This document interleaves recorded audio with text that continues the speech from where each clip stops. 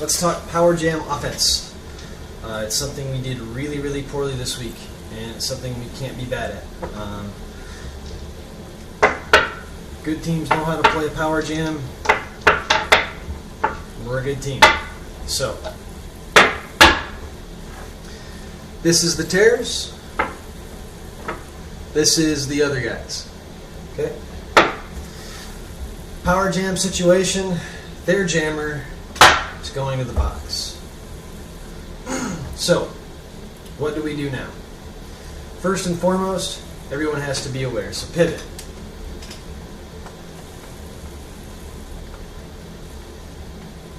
Call a power jam. Okay? Inform your guys. Let everyone know.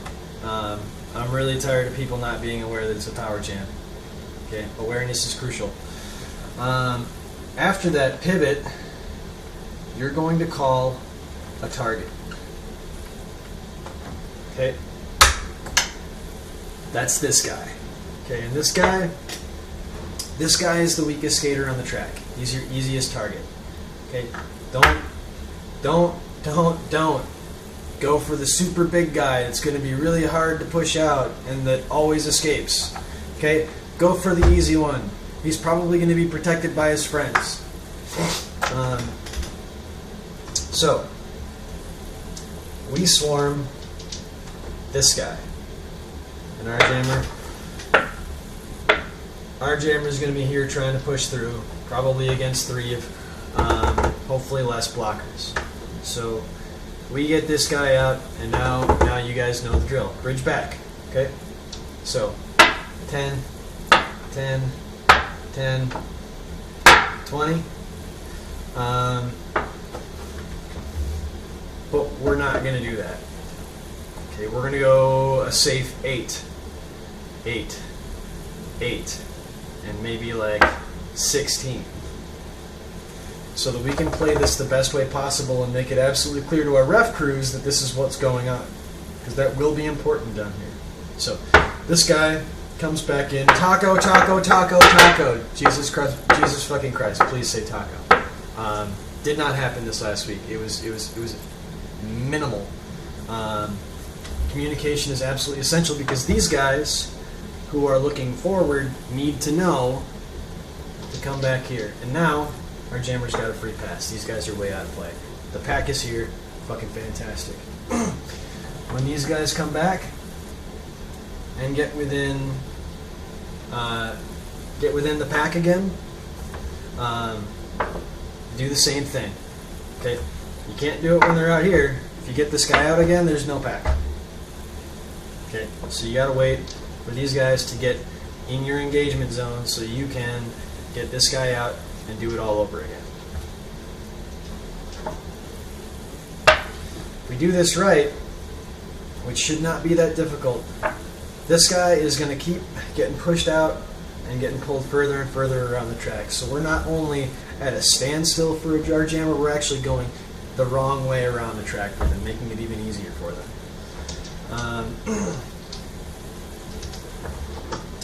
If we start a power jam, I want you guys to take the front.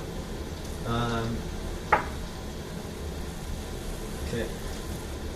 The worst case scenario for us is this like clusterfuck at the beginning. We want to put our jammers up against these guys as quickly as possible. And if we give them this space, they're likely to spread out a little bit.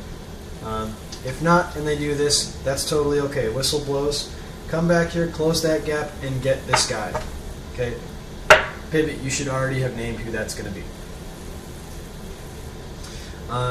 If we are behind here, we're not playing any defense, so we don't have to worry about keeping anybody back. And to get somebody out, we're going to have to get up in this to be able to push them out. Okay? If we position ourselves in front, we've already got it.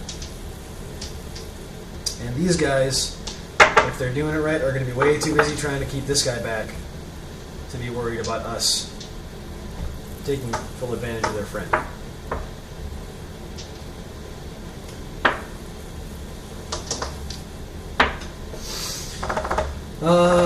Okay, so I talked about, let me see here.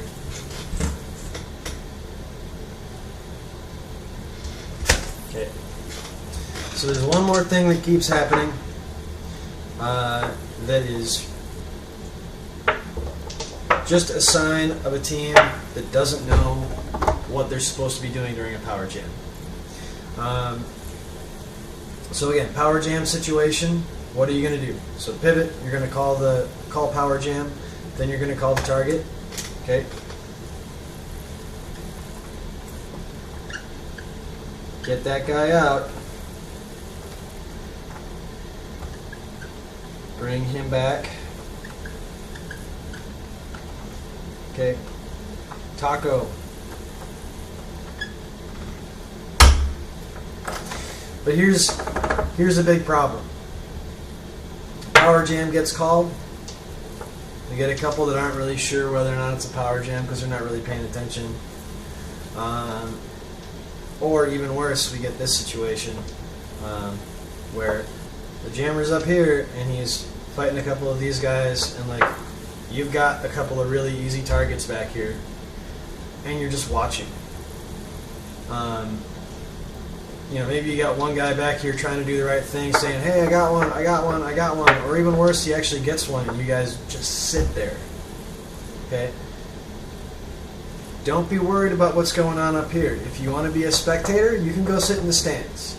Okay, but that's not what we've been working towards. So let's focus on what's going on back here and keep our wits about us so we can actually play this game. Yeah, I think that's it. I'm not going to beat a dead horse. That's the basics of our power jam offense. We have to play it. We have to know it. We have to understand it. Or we're just not a good team. That's all there is to it. Like, you have to learn how to play power jams. There's no getting around that.